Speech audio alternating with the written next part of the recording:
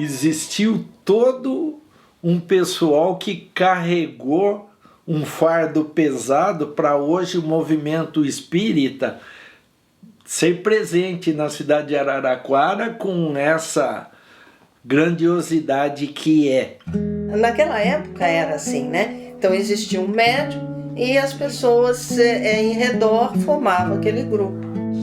Nesse caldo de cultura extremamente propício a fanatismos e preconceitos de todos os tipos, e onde cada pessoa procurava dar conta da sobrevivência cotidiana sem quaisquer veleidades culturais, nasceu o Centro Espírita Luz, Amor e Caridade, no dia 14 de junho de 1923. Ela era uma médium em potencial, a dona Guilhermina, de cura, e recebia doutor, o nome dele era Francisco Gaia, era um médico, que aliás é um detalhe importante no Luz e Caridade, né? Que sempre trabalhou com a cura, com a farmácia que tem até hoje, não é?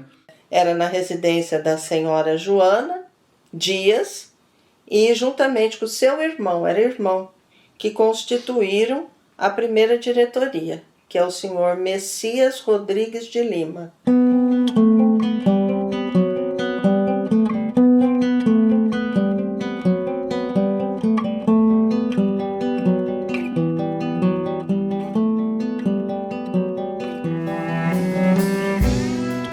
Nessa reunião que a minha mãe e meu pai foram, que era reunião mediúnica pública, as pessoas sentavam, não era como nós temos palestra hoje, tinha a mesa com os médiums e os demais sentavam na plateia para assistir a reunião mediúnica. É bem diferente do que hoje.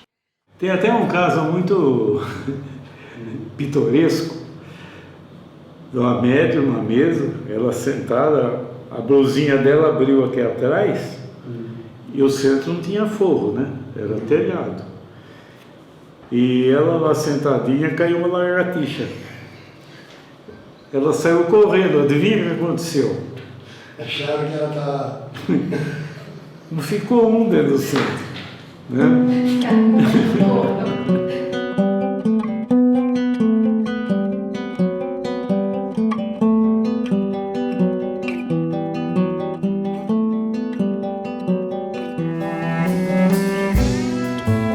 O Pascoal, ele era lavrador, vivia no campo. E era interessante que a comunidade daquela época, lá em Brotas, procurava muito o Pascoal Grossi. Por quê? O Pascoal Grossi era, na época, chamado por eles de benzedor. O pessoal chegava lá assim, eu tô com um problema. Qual é o seu problema? Não é, rapaz, tô com uma dor aqui na cabeça. Ele olhava assim, pessoal, não, seu problema não é a cabeça, o problema é aqui. Você vai tratar aqui que tá resultando aqui. Ou vice-versa. E a autoridade moral dela era tão grande que ela parava o obsessor na hora. Trazida pelos espíritos, entre aspas, até aquele local para se tratar. Então ali ela passa por uma entrevista. E essa entrevistadora tem que conhecer a doutrina, poder conversar, ouvir muito. Ter total cuidado em responder, jamais responder ferindo.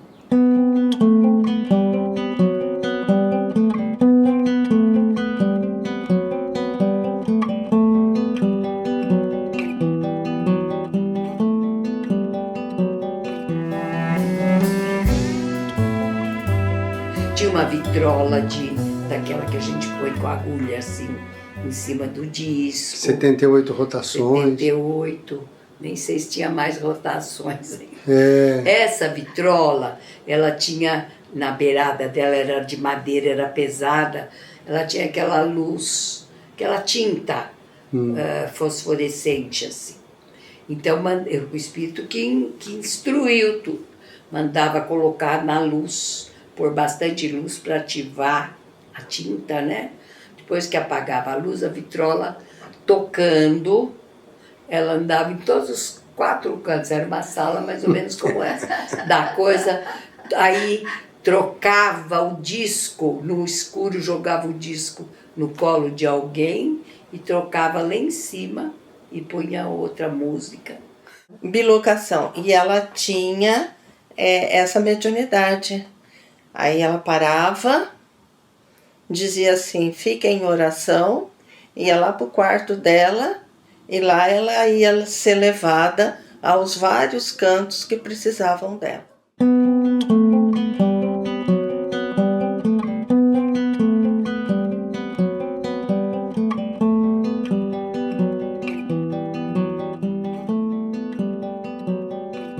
A minha avó sempre contava que eles faziam a sessão mediúnica e ficavam um fiscal do lado de fora.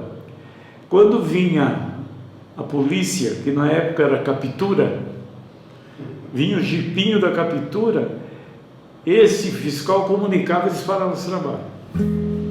Quando o dono da fazenda sabia que estava reunindo à noite, que tinha pessoas estranhas, que ela fazia reunião dos médicos, que tinha trabalho, eles pediu para o pai sair da casa.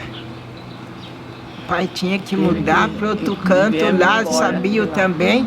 Até quando ele conseguiu construir lá na esquina, onde é o japonês, conseguiu construir ali. E conta a história também que seu Juvenal era uma pessoa muito boa, uma pessoa dada, muito simpática, e que quase que constantemente ele era levado apenas para uma delegacia para assinar um papel e já ser liberado. E conta a história que os próprios advogados, o próprio pessoal da polícia trazia ele de volta pela amizade que eles tinham, mas era uma formalidade que tinha que se cumprir. Ela conta que ela ia passear no jardim, coitada, né? O pessoal ficava meio reticente, porque eles eram conhecidos como espírita na cidade. Tem todos esses problemas, né, da época. Tem músico que frequenta aqui hoje, falando assim, antigamente eu atravessava na outra calçada para não passar aqui em frente. E a mãe dela, a da Elza, era clarividente.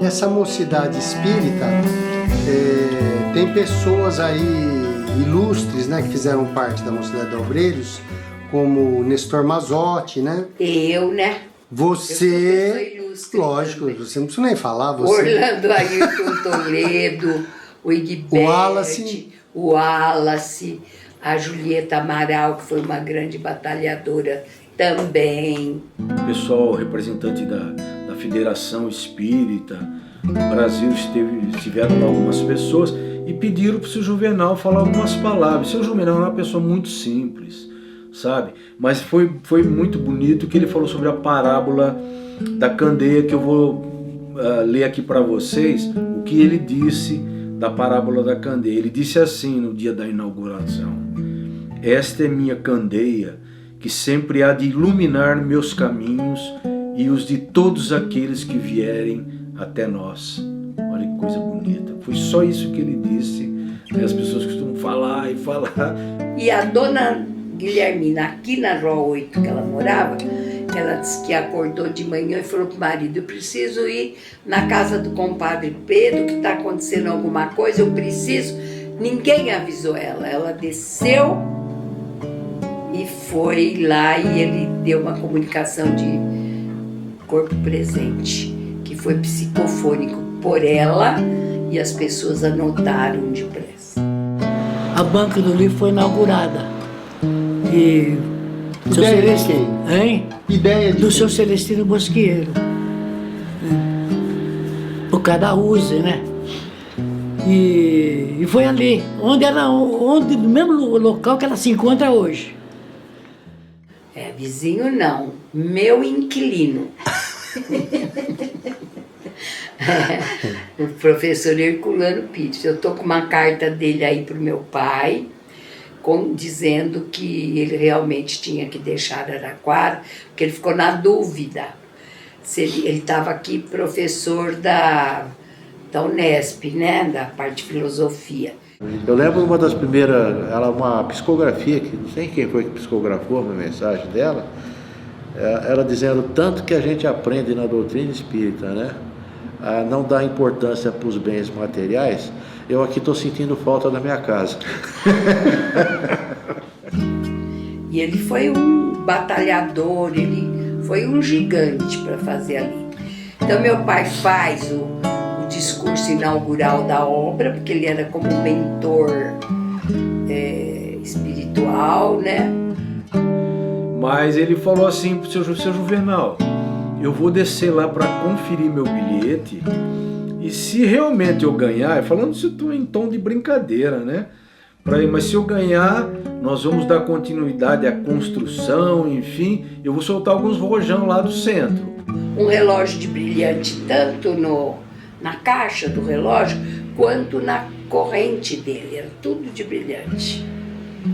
E chegou na casa da dona Nenê, então que ela morava na Rua 4, esquina do Colégio Progresso. E tocou a campainha e ela foi atender. E era uma empregada de casa muito importante por causa do uniforme. Tinha aqui tudo entiotado, né? Aqueles uniformes bonitos de empregada chique também. Ela falou: a minha patroa mandou entregar isso. Entregou para dona Nenê um envelope, um embrulhinho comum. E a dona Nenê falou: mas, obrigado, e pegou. E foi abrir primeiro para ver o que era, para depois conversar com a moça. Enquanto ela abria, quando ela deu de cara com o relógio, ela ergueu a cabeça para falar para a moça. Mas quem mandou, quem é? A moça não estava mais ali. Aí depois foi feita a rifa e foi um ótimo dinheiro para Obreiros do Bem, para a construção.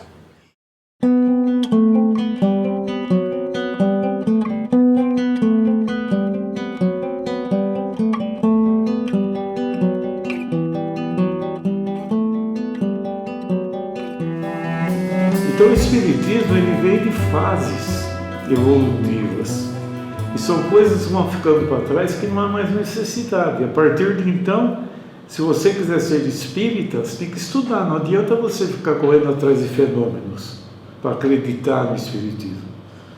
E eu acho que essa mediunidade do meu pai, nessa parte ostensiva, porque depois ficou só psicofônica, foi realmente para chamar atenção.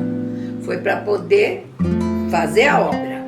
Porque sem essa curiosidade, ninguém ia apoiar. Não ia apoiar, era uma coisa. Como aconteceu com o Kardec lá com as mesas girantes. É, né? então, essa aí. Chamar atenção. Então, a coisa de chamar atenção.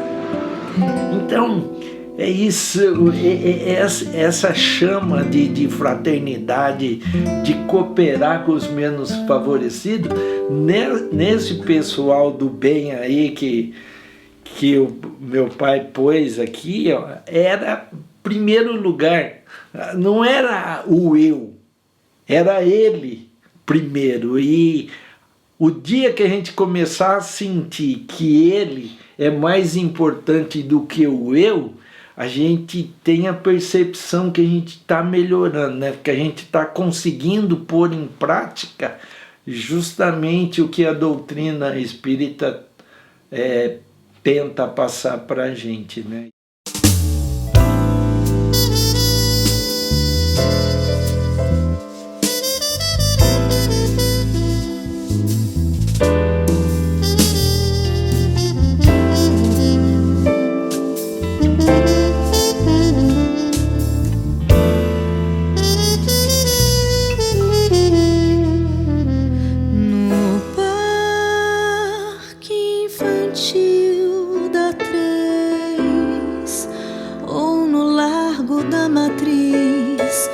Antigo Cine Veneza,